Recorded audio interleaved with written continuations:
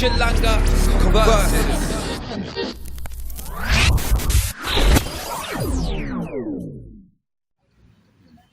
Hello, welcome to another episode of Chilanga Converses. I am your co-host, Mulundu, aka The Kingpin. And your other host, Mr. Powers, or you can call me Sunday. So today, our topic of discussion is hip-hop. Yeah, the genre that is hip-hop. So we're going to delve into it, look at its formation, how big its roots go, also some of the prominent artists who've dabbled in this art form called hip-hop. Yeah, it should be an interesting conversation, Mm. to say the least. You used to be quite a hip-hop head back in the day, hey?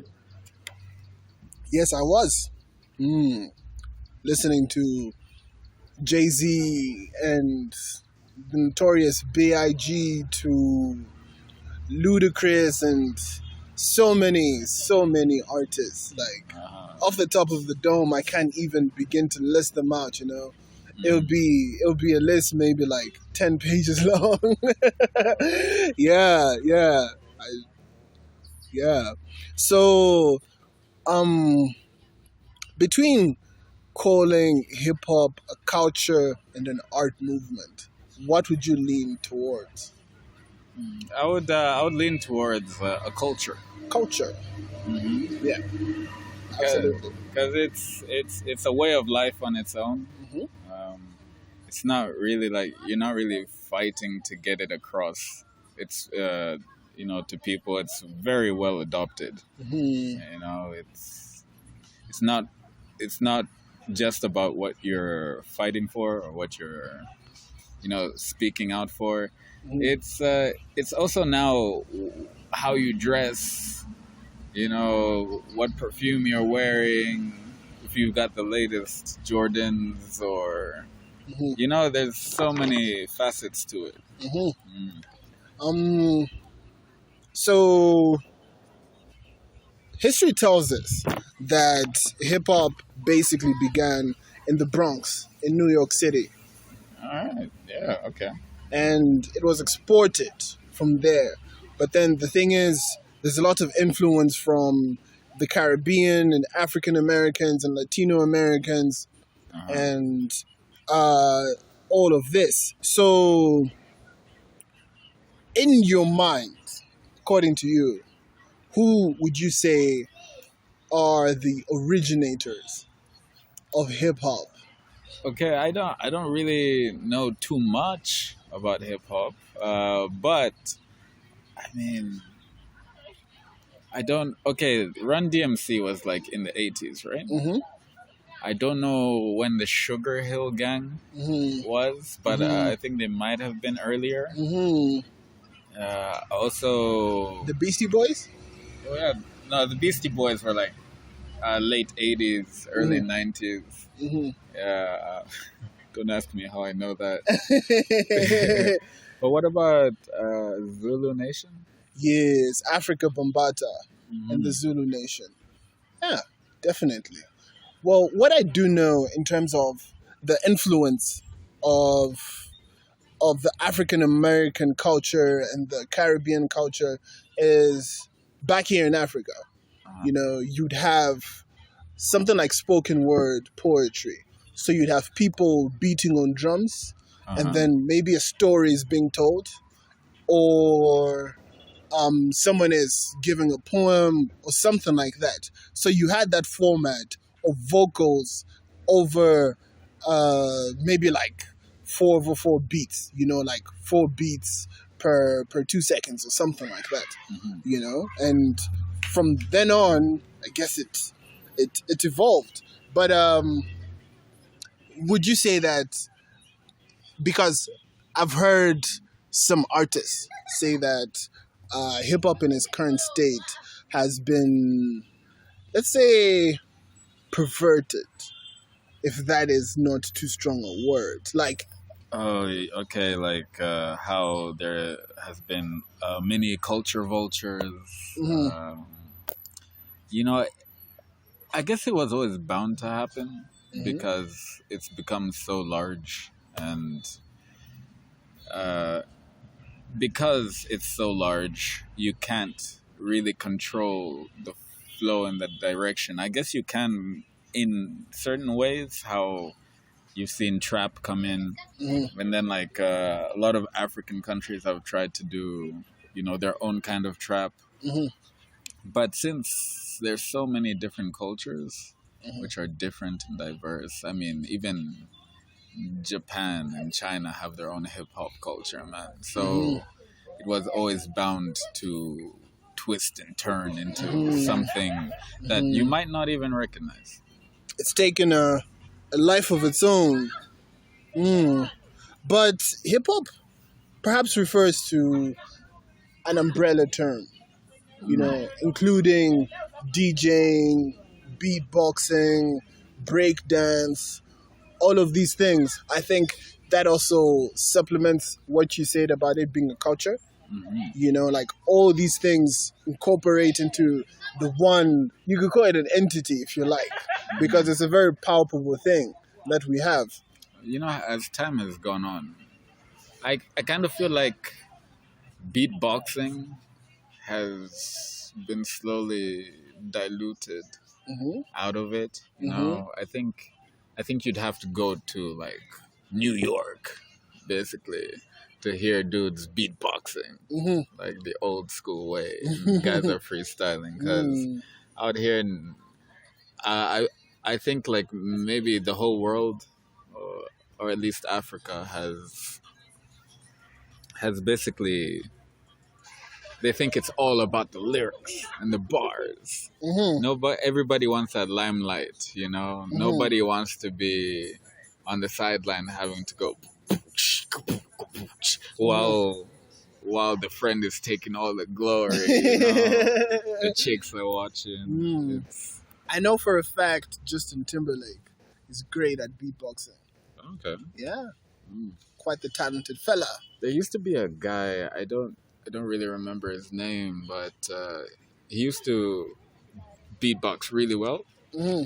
and he even released like an album. This was like in the 90s. Yeah, it became very notable.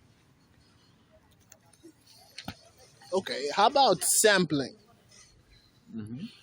Hip hop uses a lot of sampled tracks. For Yeah, instance, J Cole's Middle Child. That was a sample. even I'm Coming Home Hmm. by P Diddy, Puff Daddy. Hmm. He used J Cole's. Yeah. Yeah, Even More Money, More Problems. yeah, but that went down, bro. That was a sample too. It's safe to say that sampling has become heavily integrated into the hip hop culture, and maestros of sampling, uh, they're like heralded as great producers. Even what's called the RZA. Yeah. Like he used to sample all the time, Yes. Phenomenal. and Phenomenal. and you're saying that like when you sample in hip hop, it's always the old stuff that just sounds great when you bring it back. Like Kanye West Through the Wire. Hmm. Yeah, it was just fantastic. Phenomenal. Definitely. Um. So you mentioned other cultures, like Japan, China. China. Also Germany has a big hip hop culture. Yes. This is a question based on personal preference, But in terms of the UK hip hop scene and the US hip hop scene, Mhm. which one do you gravitate towards? I can't say. Probably a lot of people might be angry at this answer, Hmm. but I can't say one is better than the other because I feel like they're so different. Because like grime, see, it's even has its own thing. It's grime, A subgenre of hip It's hop. it's like an innovation. Mm. I guess that's what every country sort of aspires to, Mm-hmm. taking it and making it their own. Mm-hmm. And you see that a lot of unwritten rules develop to how what forms this new thing like grime. Mm-hmm. Yeah. Okay. So, but I like them both. They're moods for both, aren't they? I guess so. I guess so. Personally, I would pick the UK scene. Save for certain acts. Like of course your heavyweights, your Jay-Z's, your Eminems. Then they're like hip hop royalty, and no one's touching them with a 10-foot pole. But in terms of a focus on like rhyming ability, delivery, lyricism, things like that. I feel it's such a different take on the genre that it feels fresh and new each time that you listen to it. Even if you listen to, let's say, someone rapping over drum and bass beats, for instance, it's mind blowing some of the rhymes that these people are able to come up with. And I've seen that the UK has stuck to that whole punchlines, bars kind of thing. Like they always have to think of something witty, to get their point across. I think a lot of them may struggle to actually try and do like a trap thing, where it's like your vocals are almost inaudible. You don't really know what they're saying, but you're feeling the vibe. But the UK guys want to be heard. Let's talk about some of the platforms that hip hop has used, for fans to discover their music. Say for instance, MySpace, WorldStar, SoundCloud, and Soulja Boy was actually very pivotal yes, to that whole yes, divergence, thing to bring. He really did help bring it to the rest of the world, eh? As much as people may not like Soulja Boy, he was there. He was a part of it. He's a part of history. I came across a story. Apparently, Soulja Boy he must have been in his trailer, and Kanye wants to meet him. So Soulja Boy, at the time, Kanye was producer of Literary Now. I'm sure he was with Rockefeller, but he hadn't really gained prominence. And Soulja Boy denied to see him. What? Yeah. And okay, but Soulja Boy would do something like that. Yeah, he would. And in his defense, he said he had the #1 song in the world at the time. So he can't meet people. I guess he was on his high horse. And I don't think he ever came off it. If you've heard some of his rants, like I started this too. I there would be no Tiger if it wasn't for me. This that, I saw that he had laser surgery to remove some of his facial tattoos because he wants to branch out into acting. Wants to act? Yes. He could keep his facial tattoos and act. I thought you were gonna say like business, Become the face of Louis Vuitton or something. Yeah, something like that. Not acting. I mean, Post Malone has gotten acting gigs with all his face tattoos, The Game also. There are quite a number of people facial tattoos that have just managed. So, in terms of pioneers, we're looking at people like Grandmaster Flash and the Furious Five, the Sugar Hill Gang. All of these are credited with bringing to life the term hip hop, like the etymology, the roots of the word. Like they use them first in songs to describe the genre that they were putting across to the world. I just had a thought that the beat speakers are like our generation's boombox. Yes, they are. except you don't need to like buy those big batteries. No, you don't. Hopefully. Yeah, definitely. So I guess maybe Dr. Dre. Dr. Dre, in his own way, has been quite a hip hop pioneer, right? Because NWA, without them, gangster rap wouldn't have started. Yes, undoubtedly. I also think that for you to talk about hip hop as a genre, you also need to talk about the MC. Oh, Yeah. what does that stand for again? Master of Ceremony. Master of ceremony. But in the hip hop context, it's more like MC means move the crowd. Oh, okay. Yes. So you need to have that ability to engage with the crowd. And sometimes when I think of the beginning of hip hop, I picture like a basketball court.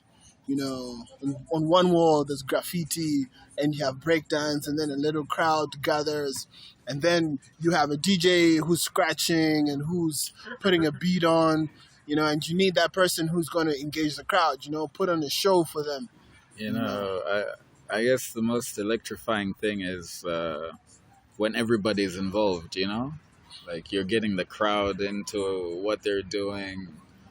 Must be a unique experience.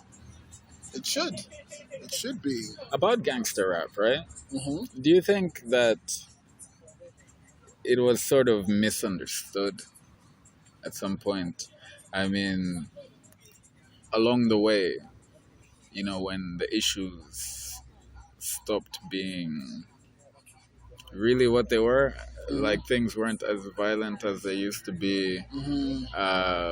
Artists just carried it on for the sake of carrying it on, and it's just encouraged people to be about chilling and smoking weed.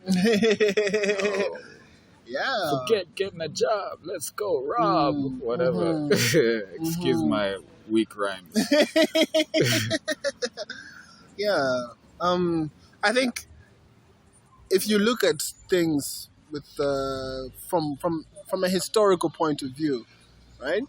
In the context of things that were happening in America, let's say Ice-T first swearing on a record, yeah, there was a lot of oppression that the black communities were facing. Like police brutality. And even just general like state of affairs. There was a lot of pent-up aggression, and so people needed to release their emotions, their feelings on the track. People needed a voice.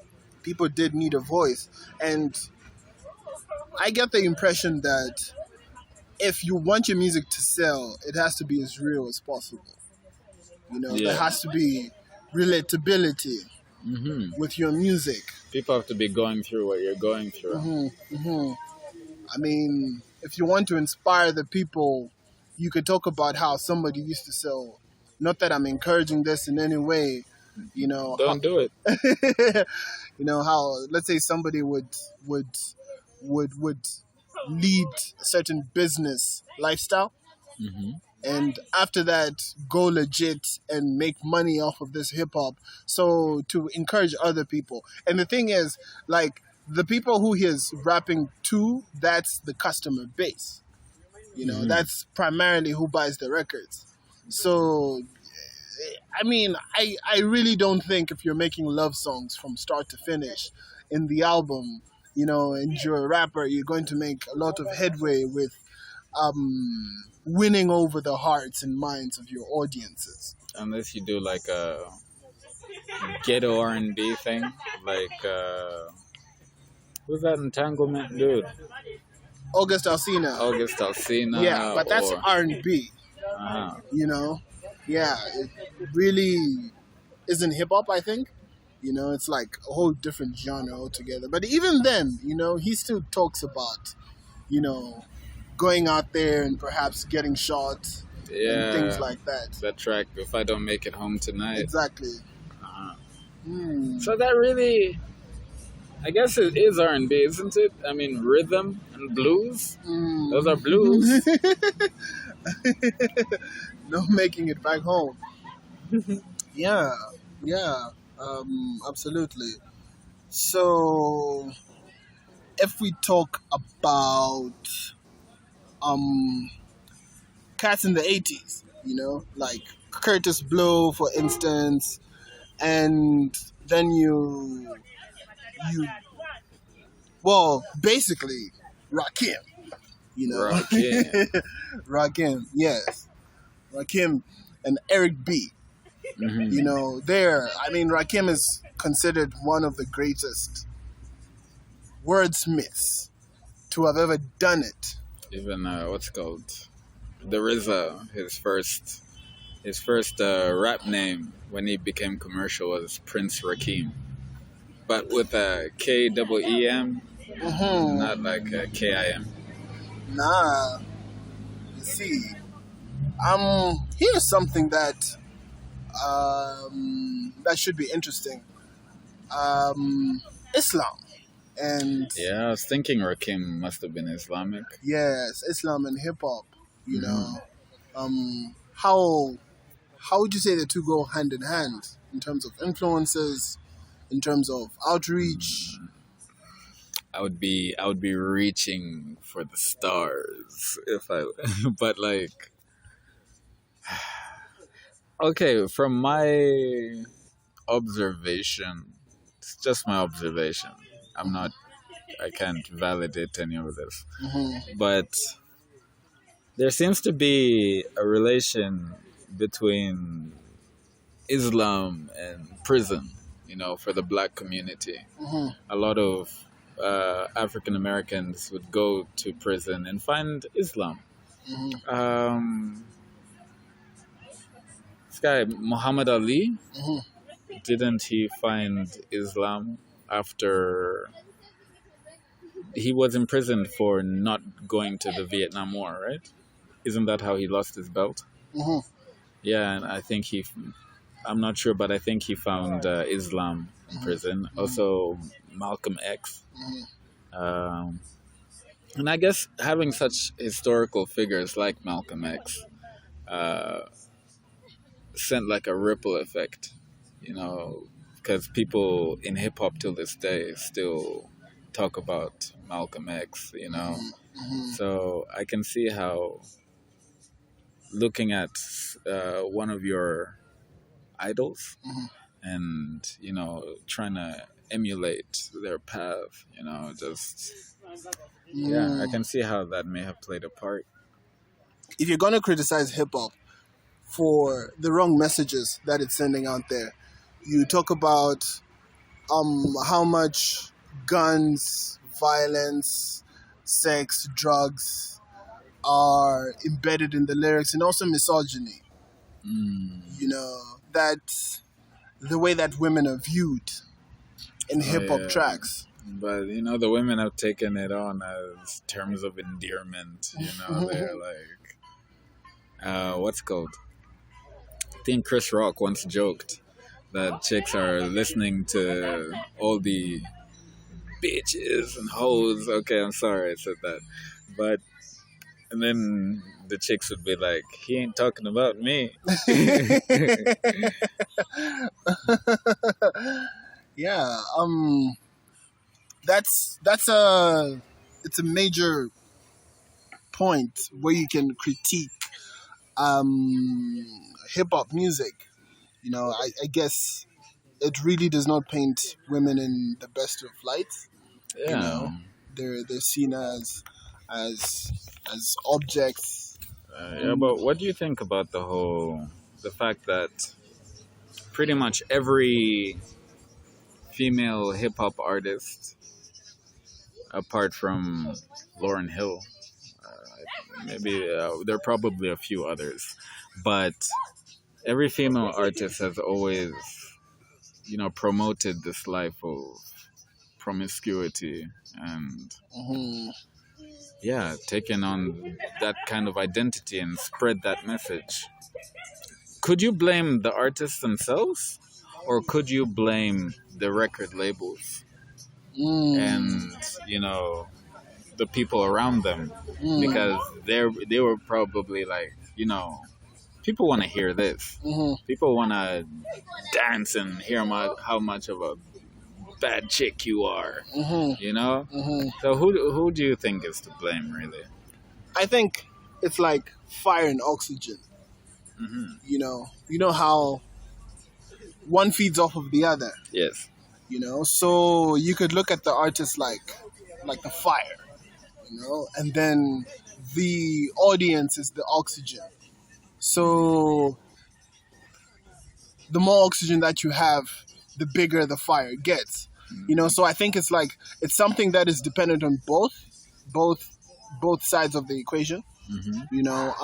The more that the audiences listen to this message, the more that they want it, and the more that artists will put it out and try to get it to reach to the people, because it's like that's what the people want to hear. And the record labels are in the best position to know what the people are going to buy, because they have artists who are on their roster, and they know how well they have performed commercially based off of tracks that they have put out there. So I think that's what it is. But doesn't it help to go against the grain? Because nothing new is ever done if you stick to the norms, right? Mm-hmm. I think about, as an example, I keep going to the RZA, Mm-hmm. but when he started out as Prince Rakim, he received that pressure from the label, Mm-hmm. to put out what was typically popular Mm-hmm. at that time. And what happened was his records ended up flopping. Mm-hmm. Because he sold out, even his music videos. He Mm-hmm. didn't want to do any of that stuff. Mm-hmm. But he he had a mixtape which he tried to give to his label and said, like, this is what I actually like to do, and they ignored it until a lot later on somebody discovered that mixtape and took a chance on them, and then the Wu-Tang became one of the biggest performing acts in hip-hop. So doesn't it help sometimes to really go your own way? It could. It could. Because what would Drake have been like if he tried to do gangster rap? Really, Mhm. wouldn't he have flopped? I think it goes back to what was said earlier about being real in your music, Hmm. you know, Yeah, because authenticity. authenticity, Uh-huh. because if you're putting out something it's a solid project, it's something that you wholeheartedly believe in, something, because people will know when you're rapping and you're doing a show, whether it's just an act, or you're doing it just to sell records, things like that. So if it's something, if there's a fire burning, I mean, I read a quote that say that if you set yourself on fire, the world will come to watch you burn. Okay, that's dark. Yes. But of course, it's not in any way that's going to harm you or anything like that. But just if you tell yourself, if you present yourself like you are this force to be reckoned with, and you are authentic, and you will command a presence, and that's what will get people reeled in, listen to your music.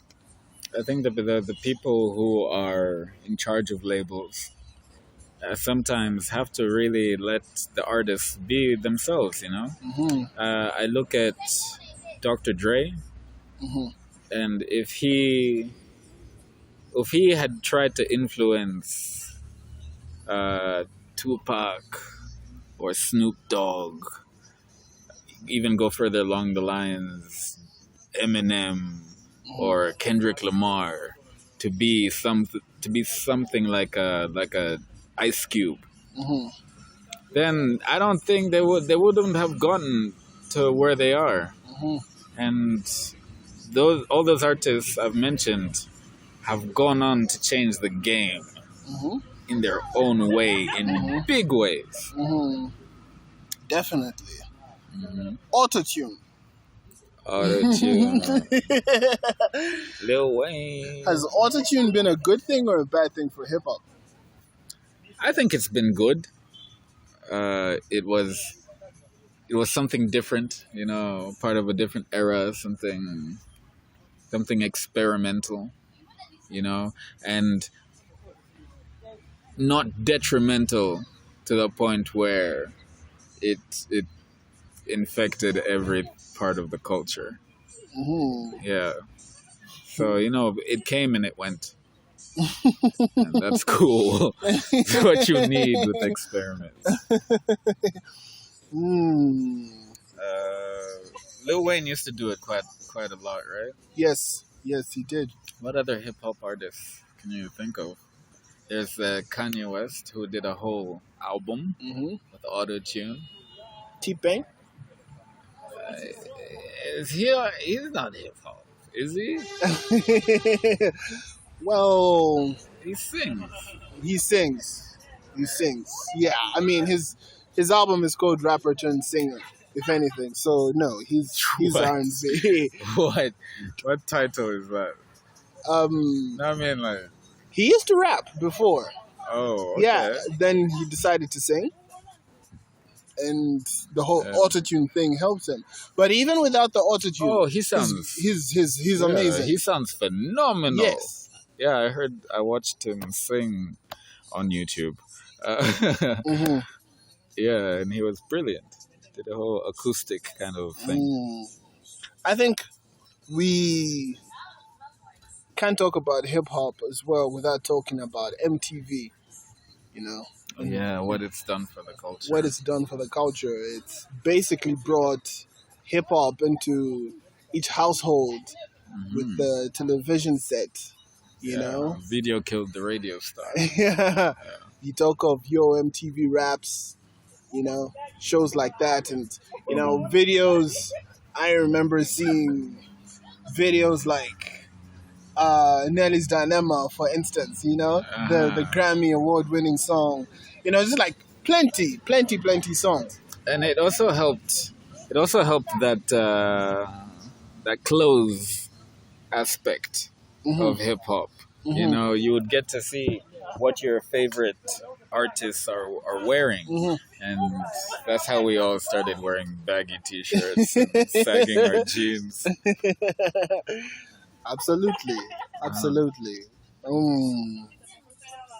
So MTV Base, they even had to create MTV Base, mhm, and that's created ripples around the whole world.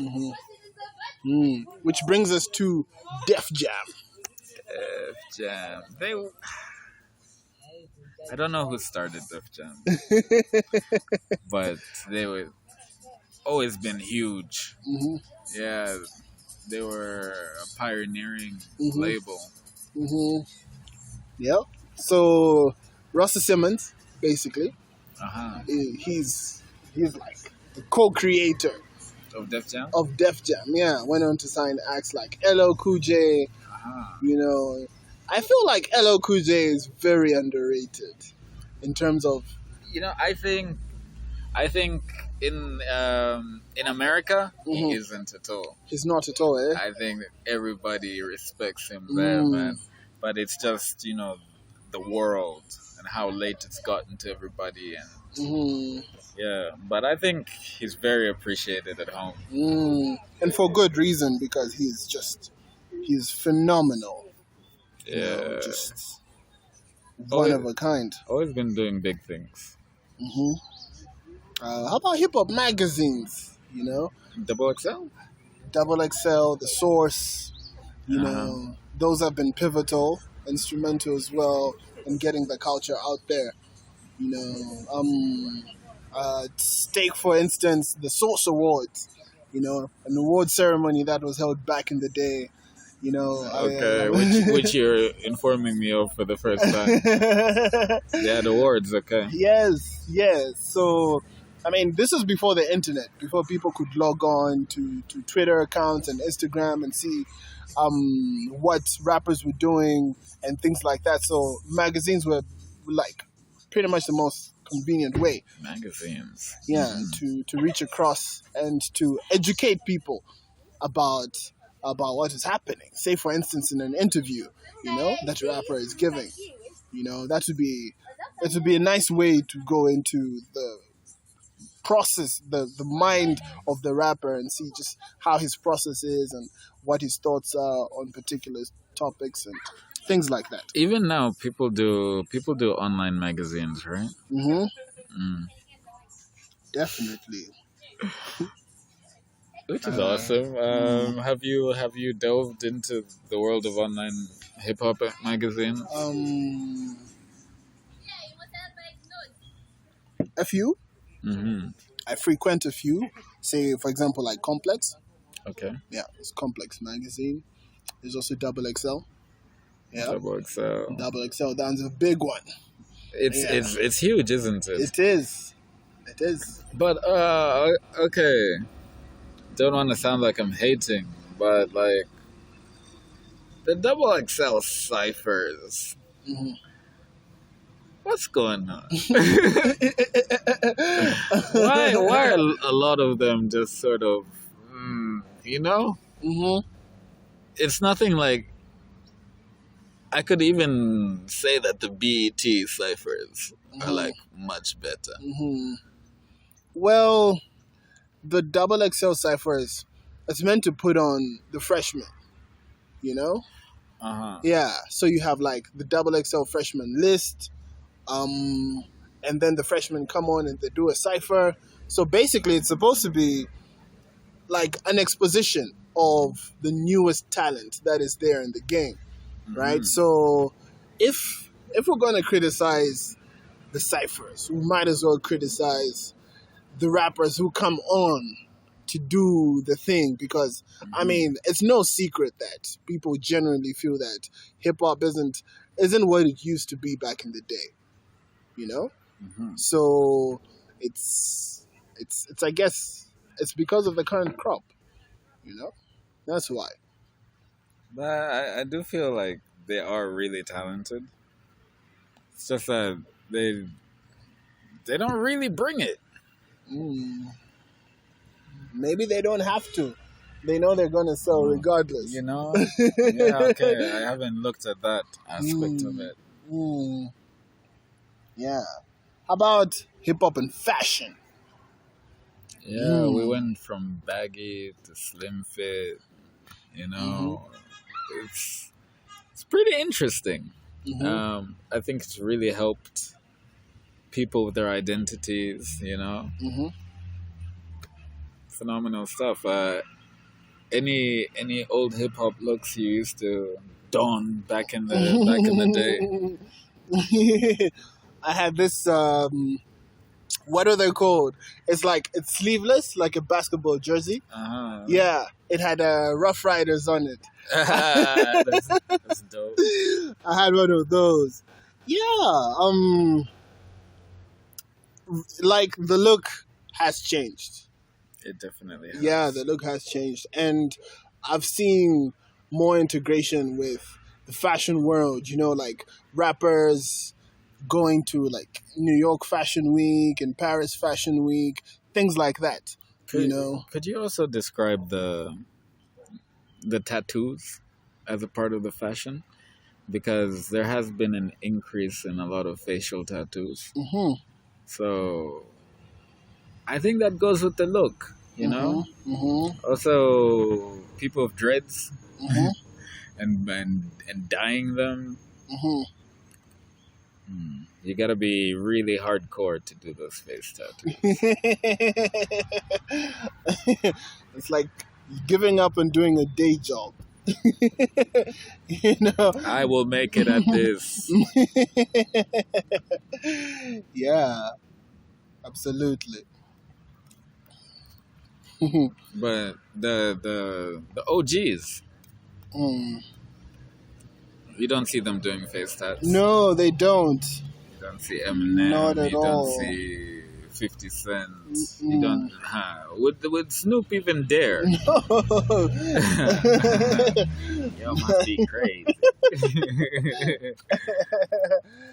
Absolutely. Mm. Also, what cannot be ignored is the entrepreneurial aspect of hip hop. Mhm. You know, I mean, just a second ago we are talking about fashion, and you see that Kanye has a sneaker line. Yeah. You know, he has that, and he makes fashion statements with his sneakers. He performs in sneakers. I mean, he put out a pair of slides, you know, sort of look like, I don't know, you know, just Like Crocs. like Crocs, but not really like Crocs, just a crazy design, and you know, he'd be on stage with them. Anyway, with all these things, these rappers, these hip hop artists, they're able to accumulate wealth. Yeah. There have been loads of innovations. I'm thinking about alcoholic drinks, headphones, shoes, clothing lines, just so much. Hmm. Now they're at billionaire status, some of them. You know, it's come a long way. Hmm. And I think the rest of the community, Hmm. they should look to the people who have succeeded in diversifying their portfolios, Hmm. because it's not an investment, but also the way a lot of a lot of rappers even act. You know, Common for one, Ice Cube. Hmm. I mean, if you're talented, really diversify that portfolio. Exactly. Who would have thought when Kanye put out Family Business that his family business would be $1 billion business? No, nobody. If anything, weren't we all just looking at the list and thinking, who's gonna beat who? You know, is P Diddy gonna get to the billion first, or is Jay-Z? You know, nobody was thinking. No, he came from the blind side. Yeah, You know. we thought he was rambling, but nah, dude was on a plan. Definitely. Yeah. Mm. It also makes sense in this day and age we're living in, when one income is not enough. You know, you've also seen American athletes. You know, a trend would happen where they make the money, they spend the money, their retirement happens, or they get injured and they can't play anymore and broke. But a lot of people who made investments, they are still thriving to this day. Definitely. And even that itself is a talking point. You know, athletes and hip hop. You know, they work hand in hand. Say, for instance, Drake and the Toronto Raptors. You know, you'd see Kawhi Leonard and Drake at giving interviews at shows, at things like that. You know, just like it's like a conglomeration of two vibrant industries coming together just to showcase, you know, something grand, like working together in order to just push, like get as many people onto things as possible. For instance, I came across this thing online. Some rappers worked on remix NBA jerseys. Okay. Yeah, so they redesigned jerseys and they would autograph them, and basically, like, what you're buying is the rapper's reimagination of what the NBA jersey should look like. That's really awesome. Yeah, so that's like the level of integration between the two is it's almost unprecedented. I wanted to pick your mind on something. Hmm. The whole artists promoting certain lifestyles in their Hmm. music, Hmm. but they don't do any of the stuff they're talking about. I guess you could argue that it's for you, it's not for them, Hmm. but at the same time, you could say everybody's doing what you tell them to do, Hmm. and they're not getting to where you are. Hmm. I think, in particular, I'm thinking about how quite a number of hip hop artists don't drink. Yep. They don't drink alcohol, Hmm. but they're they're busy telling you like get messed up, like Hmm. go crazy, Hmm. Like like Eminem for one. yeah, Godzilla. Hmm. I mean, he's even in the music video. He's stumbling and all this, and Yeah. I mean, okay, sure, there's quite a lot of us who know Eminem, Hmm. but if you think about the people who don't really, Hmm. and they're getting introduced to it, Hmm. I mean, they don't know how many years he has been Hmm. sober. Hmm. He's not touching anything Mm. that he's telling you to do. Mm. I came across a story that said somewhere like 2007, Hmm. 2008, he had a near lethal drug overdose. Okay. Yeah. And when he came out of that, he had to relearn how to rap. Yeah, but you can hear it. Hmm. You can hear that he is not the same person who was rapping before. Hmm. Yeah. Definitely. So if we bring it back to Africa, Africa. Africa and the hip hop that we have Yes. here, you know. You're just talking about Africa, not Zambia. Well, we have to talk about Zambia as well. I mean, that's currently where we are. Yeah. Mm. Okay. What about Africa and hip hop? So, some of the notable acts who people from across the oceans might recognize. Mm-hmm. You have Canaan, for instance. Uh-huh. Canaan is the waving flag artist. Yeah, that was the official World Cup song. You have a Nasty C. You have your Nasty C's. You have Toomey and the Volume, Double HP. Mm-hmm. But then that's just like It- a couple. This is a Yeah. couple, from the continent. In Zambia, we have lots of hip hop artists too. A lot. Yeah, plenty, plenty, plenty, plenty. We've seen them making strides across the continent, Mm. collaborating with as many artists as possible. Ice Prince, for instance, has collaborated with Zambian artists. Oh, yes. Yes, he has. Absolutely. Could you name a few? Yes, he collaborated with Zone Fam, first of all, Okay. and he also collaborated with Slap D Mm-hmm. on a more recent track. Yeah. Also, our very own Slap D, who we refer to as our king. Okay. Mhm. Okay. Yeah. So he's really good at rap. Yeah. And also, there's Sampa the Great, who is also Zambian born. Yes. Jada Pinkett Smith tweeted about her, saying that she is now her new favorite artist. Yeah. I don't know if that's a good thing anymore. You need to separate the personal life from the professional. Yeah. Yeah, My bad. Uh-huh. without a doubt. So yeah, looks like there's going to be so many things happening in the country.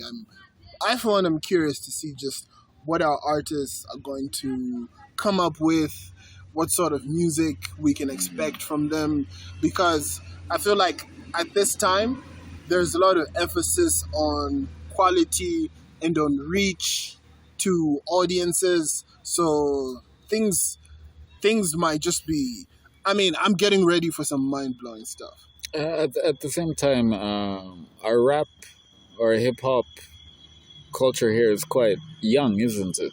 It is, yes. So there's still so much plenty of room, and hip hop around the world is already so advanced that it gives us a bit of a running start to because we get to see all these developments in the culture already. So you could have your own thing like grime, but not grime, just our own thing. Our own thing. Yes, that's true, because primarily you find that the hip hop that's done in this country is done in our languages. Yeah, it's very strict like that. But you have that kind of the Saka movement, which is like rapping in Nyanja, and then you have the Bemba. Yes. For a little bit, the Tonga thing was coming up, wasn't it? I don't recall the name of that guy from the south. King Illest. Yeah. I was kind of hoping people would, take up his banner and try spreading some Tonga rap out there. Yeah, well, I mean, I've seen that there've been a few controversies surrounding him. A few feuds here and there. So Feuds should be good for business, no? yes, they should be. But I mean, I guess maybe what happens is someone might hold a grudge, It's and personal. then tell another person, and that person doesn't give you a shot. I'm just speculating here. This isn't like what has actually happened, but that's what I imagine happens. Okay. And Zambia is a place where you need connections, because it can be quite expensive to go the traditional route where you use your own money. You pay DJs, you're paying for the studio, you're paying this, you're paying that. A lot of people won't make it, so you got to know people. So once they blacklist you, hey, YouTube. Yes, absolutely. So, if we look at award shows, award shows like the Grammy Awards, for instance, there's been a lot of criticism in recent times that they're not legitimate in their awarding of best hip hop album in that category. How is it supposed to be at the Grammys exactly? Is this based off album sales, votes that they hold, or how do they pick these winners?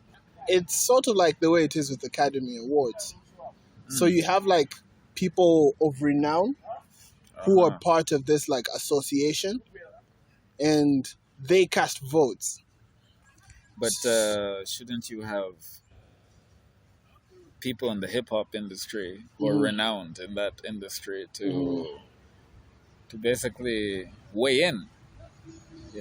You should, but then there must be like so many of them, maybe like 1,000 people who get to vote, and it's easy for views to get polarized amongst such a large distribution of individuals. So it's like 1,000 renowned people? Yes. That's a bit, I don't know. That's Well, like that might not be an exact figure, but something somewhere close to that. Like loads and loads of people who vote on who deserves the best album for that year. And if it's like hip hop, there's been a lot of controversy, like people have won instead of other people winning.